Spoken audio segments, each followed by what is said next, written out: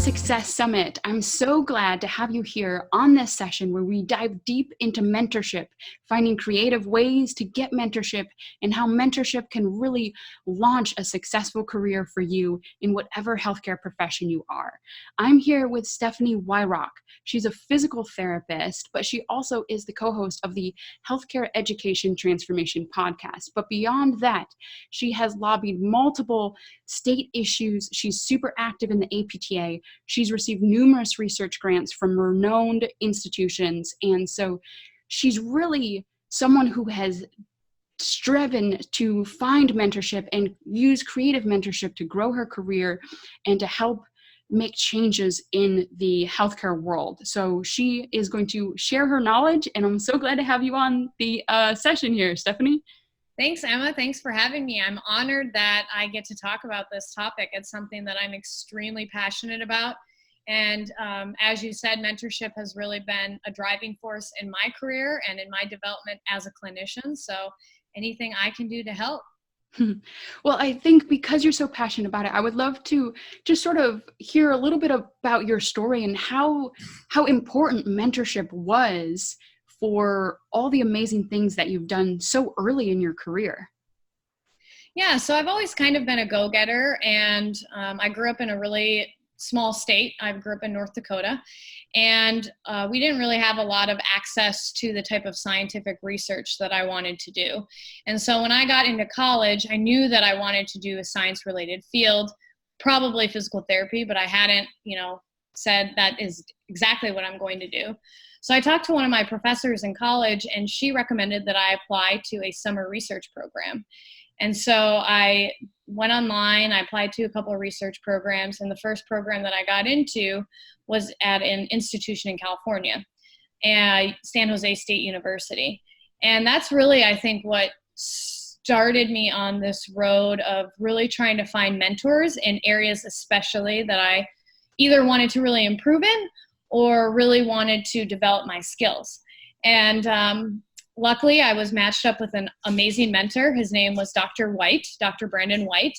And it was a basic science lab. So I worked on microscopic organisms and cells and learned a lot from him. And after that experience, I knew that science was something I definitely wanted to pursue, and continued the next year to look for another mentor at a different institution. And so I applied to a research program at Stanford University, got into that program, and ended up finding an amazing mentor in my PI, Dr. James Ford, and he did a lot of cancer research.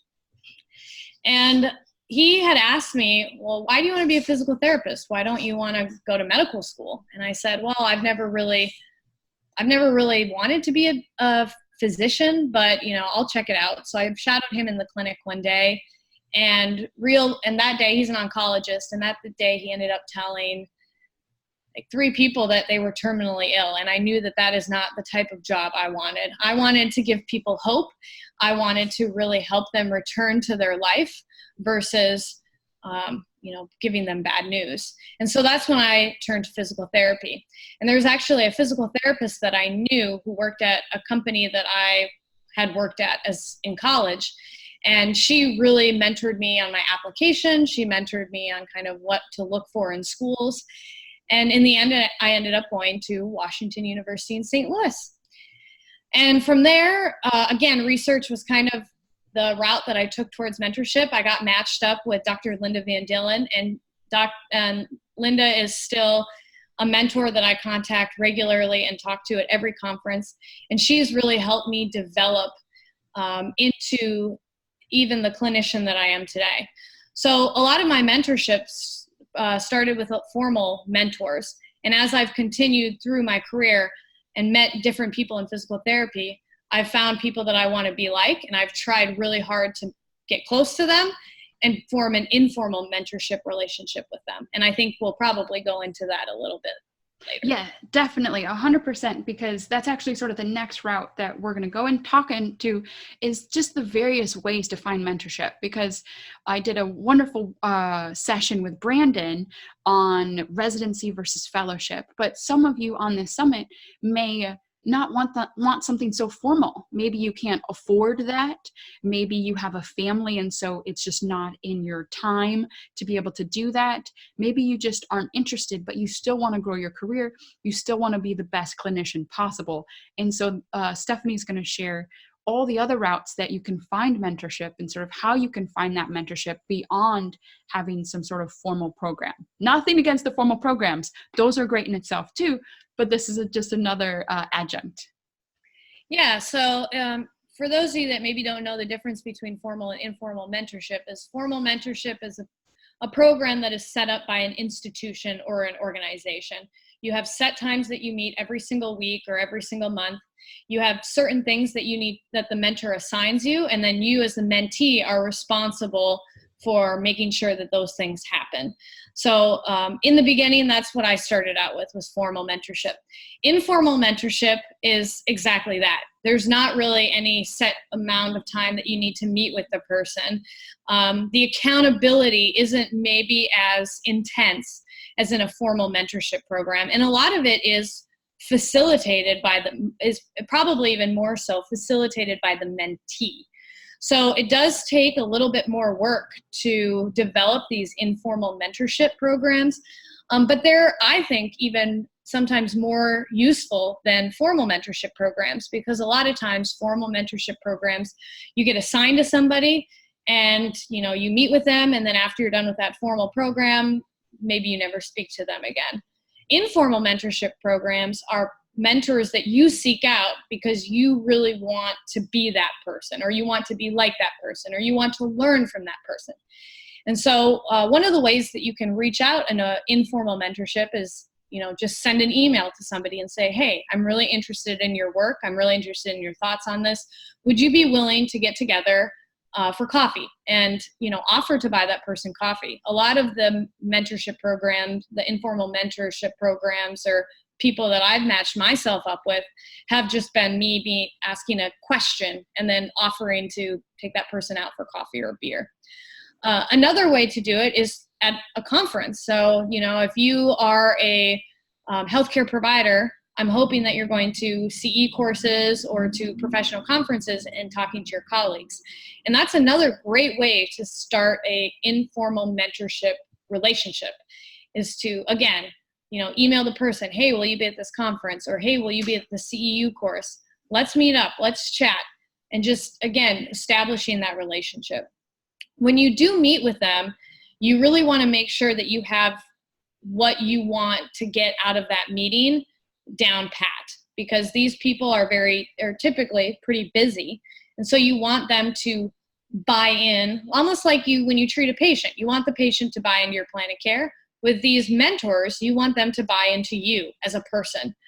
Be honest with them, but don't be too honest right away. Don't tell them your deepest, darkest secrets, but tell them, here's my experience. Here's what I know that I want. Here's what I'm not sure about. And here's how I think you can help me. And here's how I think I can help you. So it's kind of that give and take.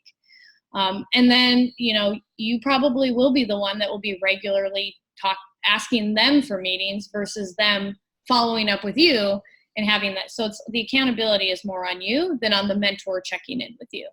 So those are kind of the differences between formal and informal mentorships. And that's just a little snippet about how you can develop an informal mentorship relationship with somebody. A lot of it is just taking a deep breath and just asking that person out for coffee. It's almost like a date. Sometimes it can be so intimidating. But, a lot of times if a person is willing to, people are typically willing to help somebody out, at least sit down and chat with them. Yeah, I definitely think, as a student, I was so afraid to approach my professor. I'm secretly shy. I was so afraid to approach my professors and even, just try to create a natural dialogue. But I saw other people doing that, and I really saw them benefit from that sort of professional friendship, so to speak, through that. So, these professors, these amazing clinicians that you may be aspiring to or working with, they're real people just like you and just like me. And we forget that because we see all these accolades, or they're in a position that we eventually want to be in. But if you just approach them like Stephanie was saying, 9 out of 10 times they're really passionate about what they do, and they will love to share it with you. And it always helps to give them a beer or a free lunch too. Well, I think you make a good point about, I know that it's not always easy for people to just walk up to somebody and say, hello, my name is so-and-so, and I really enjoyed your talk. Here's a question for you.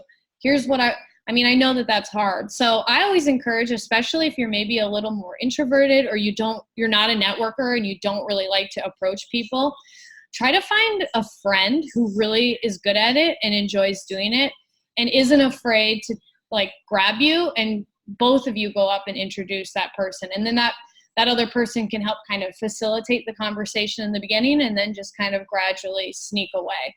And then that way too, you don't necessarily, I'm obviously going to push for you as a clinician for you to, get out of your comfort zone and try it. But I know that as a student, especially, it's difficult. So, try to find a friend that is willing to be the person to help push you towards that. Surround yourself with a good support team, and that will maybe make the transition into not being able to talk to anybody into being able to at least try to talk to more people. I like that. I like the excellent tips. Now, you made a great definition between formal mentorship and informal mentorship. Diving into a little bit more of the informal mentorship, what are some of the different ways that can help grow a career? I know you talked about just, sort of doing information meetings, but can you name a couple other ways that perhaps maybe you have utilized that to help grow your career?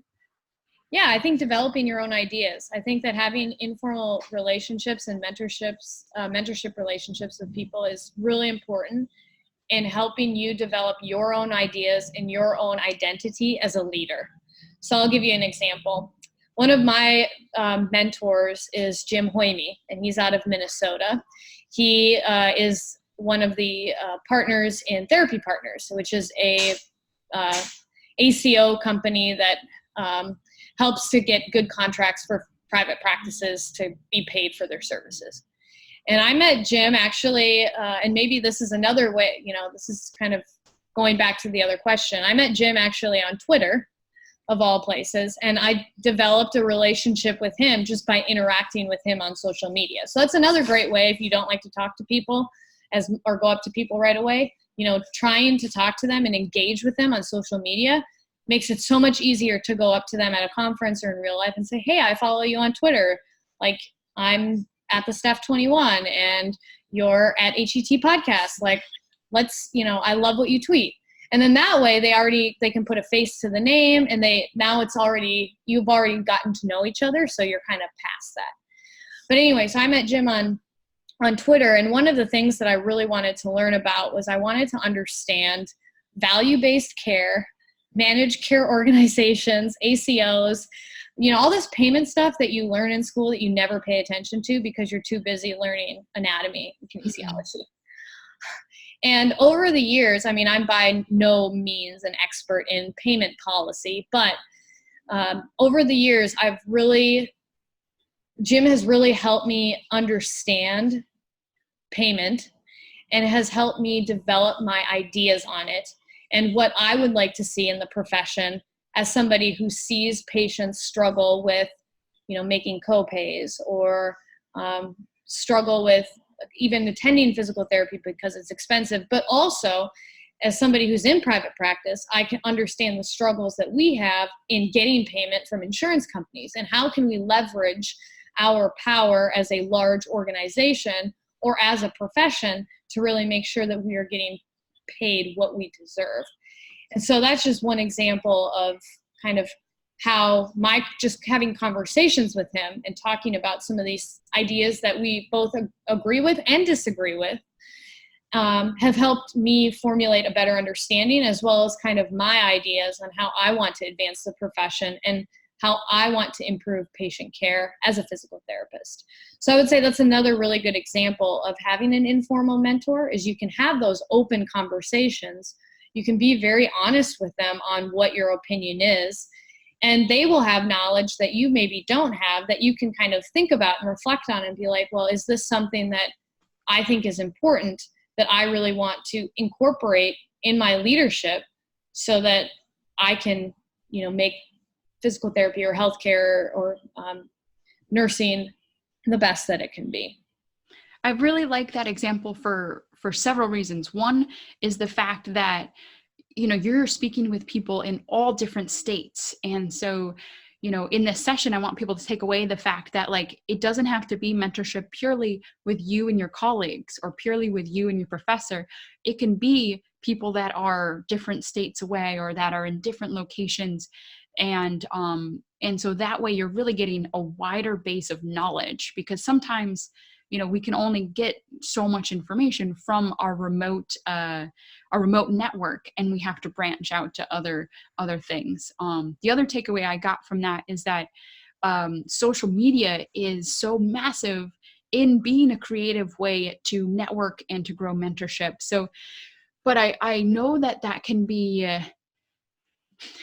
connecting with people on social media can be mixed. So do you have any advice for someone who, maybe is more shy, or maybe has someone that they really want to connect with that is way far away, that they need to use social media?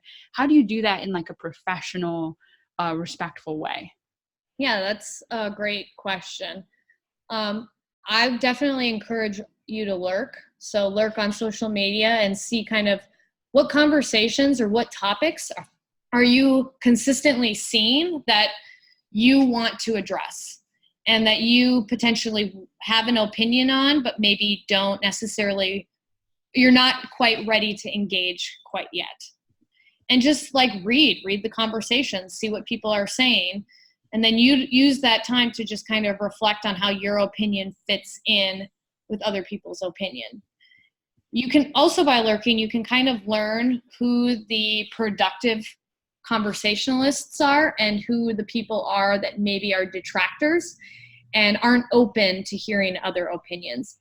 I would recommend avoiding people who are very pessimistic and very much detractors on social media. And, use your professional judgment to discern whether this person is actually just having a disagreement and they're talking in a conversation like what, you and I are having, Emma, but also acknowledging kind of what the other person is saying. If they are, and there's, it's a conversation that isn't full of emotion, it's something that is safe to jump in on, probably. If you're noticing a lot of these emotional words or exaggerated statements, like using words like all or never or none, even noticing that maybe the person is cherry picking research to try to back up their opinion, that maybe is not a conversation that you want to necessarily engage in. The other thing I would recommend too is if you are friends with somebody on social media that you know really well and it's really active, don't be afraid to reach out to them via direct message and just be like, hey, I saw this conversation. Could you look at it and see if this is something I should respond to? Because a lot of times people who are really active are typically pretty savvy about who to engage with. The other thing too is if you do start engaging with somebody and you get uncomfortable or you feel a little hesitant about posting something, probably don't respond and don't post it. It should feel okay. If your gut is telling you like this doesn't feel right, or I don't know if I should post this, then probably don't. No, those are good tips. I agree with that. It's so interesting, the evolution of healthcare. I don't think a couple years ago we would be having this conversation about how to find mentors via social media, but it really is like a new and amazing way to connect with people all around the world. Like you, Stephanie, I would have never met you without social media and without knowing about podcasts and all these amazing resources. So as a new graduate, listening to these amazing talks, you can be creative with how you go and how you meet people and really grow your career. And so that brings me actually to my next question, Stephanie, is how do you creatively use mentorship to not just be a better clinician, but also perhaps like grow your career and network? Yeah, so actually all of the jobs that I've ever had I've gotten through my informal mentorship relationships, as well as through social media. So my first job that I got out of PT school was at a private practice called Rehab Authority. And one of my very good friends now, Kevin Halsey, was the CEO at the time of the company. And I was looking for a company that had I was looking for something very specific in a company. I wanted to maintain my APTA involvement. I wanted a company that really valued learning. I wanted a company that was really fun to work for and was always constantly trying to engage their clinicians and make them feel important. And I found that I had actually gotten a recommendation from John Childs, who is a physical therapist that's pretty well known within the low back literature, as well as within hybrid programs. And he recommended I talk to Kevin. I knew that I followed him on Twitter. I had never engaged with him, but I basically just messaged him and told him I was going to be at the Combined Sections meeting, which is a large physical therapy conference, and asked if he would sit down and chat with me about potential opportunities at Rehab Authority. And he messaged me back and he said, yeah, sure. And we chatted for over 2 hours. And before you knew it, I was working at Rehab Authority. So that was one of the ways I feel like it set my career up really well, because I was able to go into Rehab Authority and kind of observe what that culture was like before I started working there. I was able to really understand what their core values were. I was able to understand what Kevin specifically looked for in the clinicians that they hired. So I knew that they didn't just hire anybody. They weren't looking for a warm body in their clinic. And that was really important for me. And then the job that I currently have now, so now I live in Connecticut. My previous job was in Minnesota. And the CEO of Physical Therapy and Sports Medicine Centers, he was somebody that I had met at a conference. And over the years, I would talk to him at conferences. We had a pretty, I wouldn't say that we were friends, but we would chat regularly, and we engaged a lot in different conversations about private practice. And I actually texted Kevin one day, my former boss, and asked him if he could just let Alan know that I was going to give him a call about potentially working for him. And I called Alan and told him that I was looking for a job in Connecticut, and we chatted for, again, a while. And before you knew it, I had a job here in Connecticut. And the culture is pretty similar to what I experienced at Rehab Authority. So when you are connected in an informal way with somebody and you're maybe looking for another job, or you are moving, or you maybe need a change of scenery, having those connections is really important in helping you find a healthy environment to grow. Because if you end up in a place where people don't value mentorship and they only want you to just treat patients and that's all they care about, then you're not going to grow. And so making sure that you're finding those places that cultivate that type of relationship and cultivate that culture is really important. So I would say that would be an example of how informal mentorship has really helped me in my career. That's great. Yeah, I actually didn't even think about mentorship bleeding to different careers, different positions. So that's a great point to bring up, that, it can not just be for information gathering, but also for growing your career. You spoke highly of the APTA, and you're really involved, I know, in the APTA. Can you speak of just the importance of these different associations? And I know this is a healthcare summit, but you can dive a little bit deep into APTA. It's okay, because it's hard to do that. But I know you're a big advocate of that, and that has really helped grow your career as well. Can you share a little light on how associations can help you? Yeah. So the APTA is the American Physical Therapy Association. That's the main association that I'm involved in. It's the equivalent of, say, the American Medical Association for physicians, or the American Dental Association for dentists. But the reason why I find the APTA important to me is because, again, it provides me with an informal network of people that I can interact with and have the same values as me. So if you value something specific, or you're looking for something very specific, you can a lot of times find these in organizations.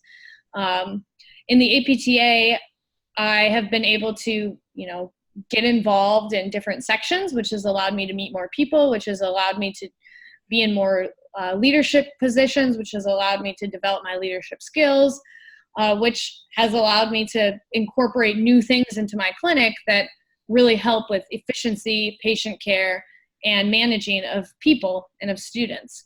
So one of the reasons why I think it's important to get involved in an association is because you have that network available at your fingertips. Nowadays, it's so easy to find that network online. So you don't necessarily have to be involved in an association to find that.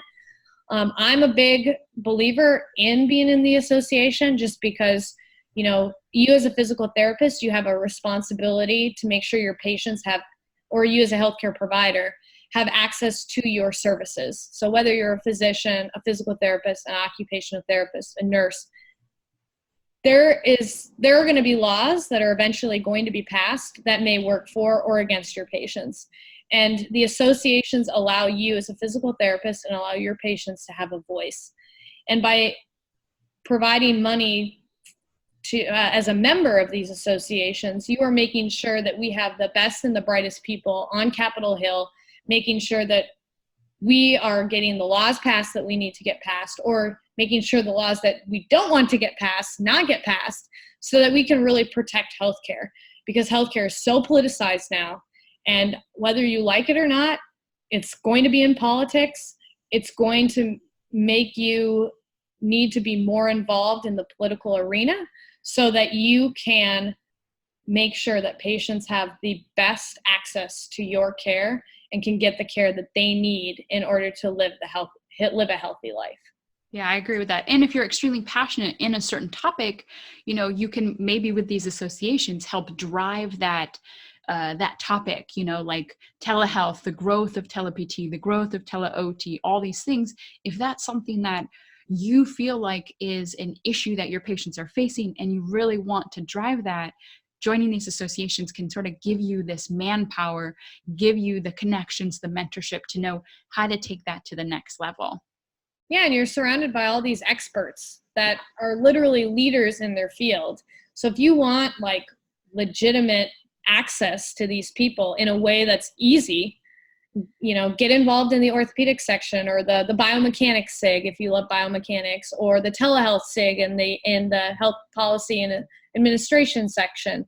I mean, these are all people that, meet regularly and discuss these very important issues, and you can be a part of that. And a lot of times you can find through the student assembly and through, younger members of the APTA, we can always help you find somebody that matches your interest to try to get you your foot in the door for that specific topic that either you want to become an expert in or you want to learn more about. Awesome.